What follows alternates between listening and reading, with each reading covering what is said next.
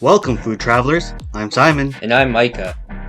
We are here in downtown Los Angeles, the city of angels, and we are visiting a restaurant, an Italian restaurant named Bottega Louie. Yeah, Simon.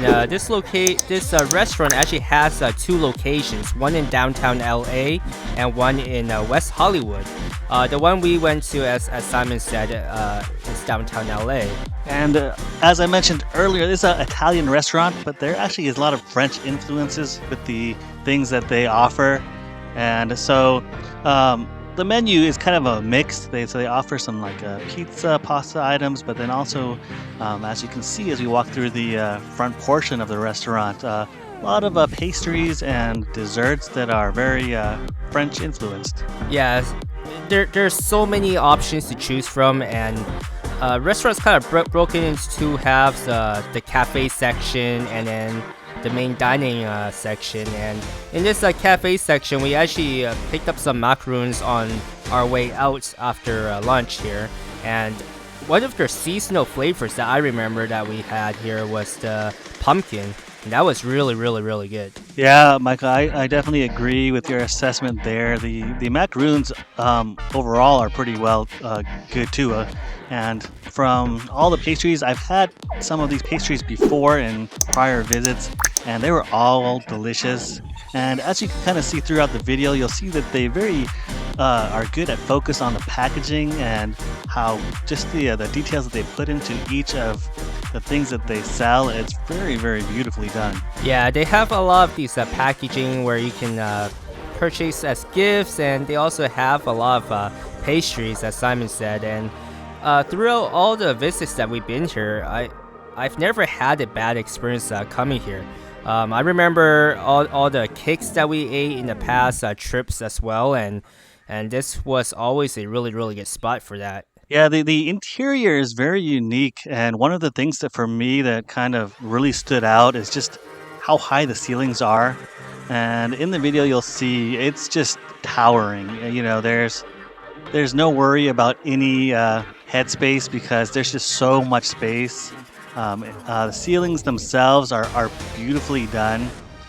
So just this whole, beautifully decorated, created desserts, plus a interior that is just, well designed. It creates kind of this atmosphere that is, I would say it's just very elegant and very beautiful. Yeah, I agree. And it's really interesting too. Having such high ceilings, sometimes you might hear echoes throughout the building, but for whatever reason, they have it soundproof pretty well, where you could talk in normal conversation and not hear a bunch of echoing.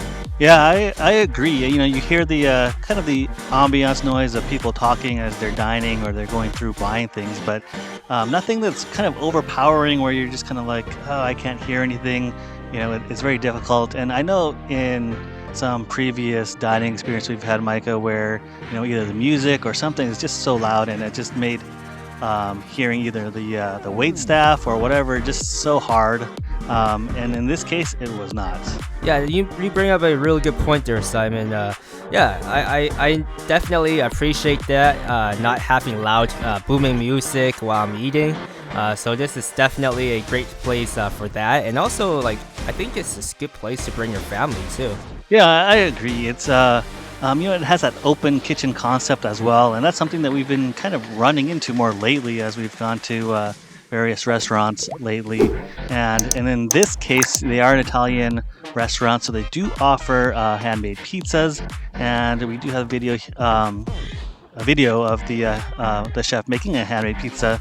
And it's just right there within all the seats, and you could just kind of sit in your seat, and you kind of see them go through and making the orders as they come in. Of course, and there's the other side of the kitchen that also makes the other dishes that they have. And especially for families and you have kids, we saw a lot of kids running around. They do get a kind of something to distract them and for them to watch, and some entertainment while you're kind of sitting there and waiting for your food. Yeah, I think that's a great aspect of this restaurant, having a open kitchen style where you can watch them make the food and just get some distraction for yourself too while you're waiting. And actually, one of the reasons that we did come was we were kind of going through, and for anybody who is a K-pop fan, they'll, if you kind of know, you'll recognize in the video we showed. We actually came here and we picked this restaurant to go because Jenny from Blackpink or Irene from Red Velvet, as you saw in the video, they actually came here and ate, and so we decided, okay, let's go try and shoot this video too, because we enjoyed the restaurant from our prior visits. And interestingly enough, we actually ended up sitting exactly at that same seat that they were at. So, kind of a surprise. It was a good surprise that, as we decided we wanted to go film over here, that we actually ended up at the exact same seat. And that was part of the reason why we actually went there. Yeah, I actually didn't know they came and sat at that same exact table that we went until Simon actually pointed out while we're sitting there. And then moving on, one of the cool things is they actually offer this bread. It's a French bread that has a twist and you can break it off.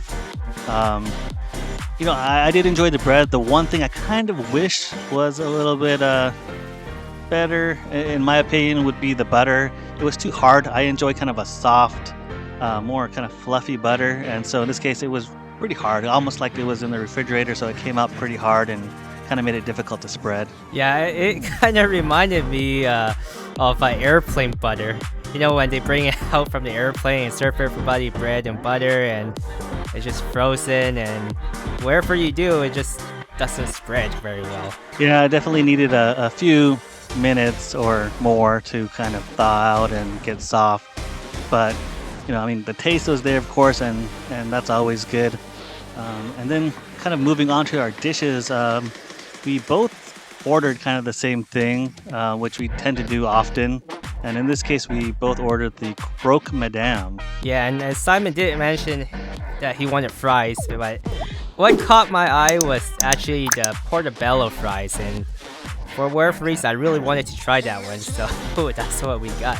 And I at the time, I didn't actually ask you. I wasn't sure if you thought it was like fries, regular like potato fries with like portobello sauce or something, or did you actually think it was what it ended up being, which are actually slices of portobello, kind of battered and fried like French fries? I actually thought it would be like some sort of sauce like poured over it, or bits of it. I didn't think it would actually be portobello slices and deep fried.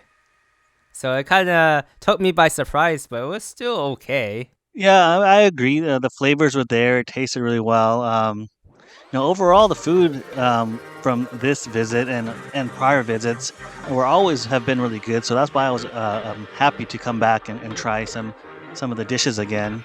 The one thing that kind of, as you can see through the video, we are kind of showing kind of the yolk, and that's one of the important things for a croque madame, is to have a nice runny yolk, and of course they did.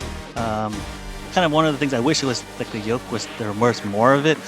I guess that was the only part that I kind of really wanted more, was just kind of almost like a waterfall of yolk. But the yolk to me seemed kind of tiny, but it was well done in terms of being nice and runny. Yeah, I think more yolk would have been nice. I think more cheese would have been nice too, like kind of on the sides of this.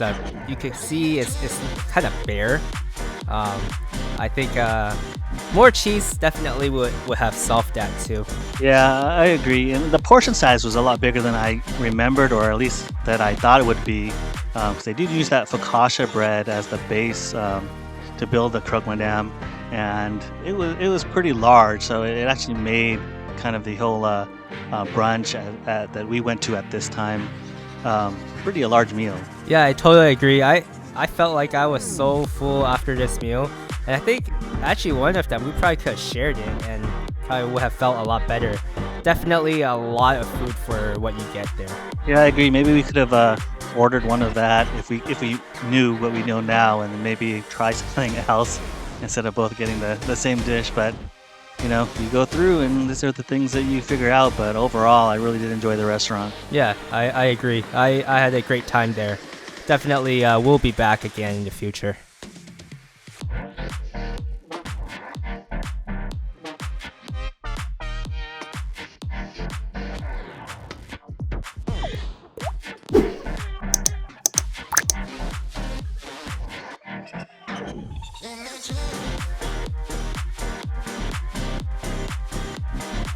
And to wrap up our video, here are our notables.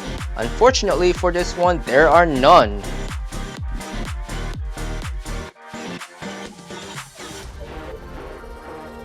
If you've enjoyed the content you've seen, don't forget to support the channel and hit like and subscribe. And if you want to see additional pictures of food and our travels, go over to our Instagram page and follow us there. And thanks for watching.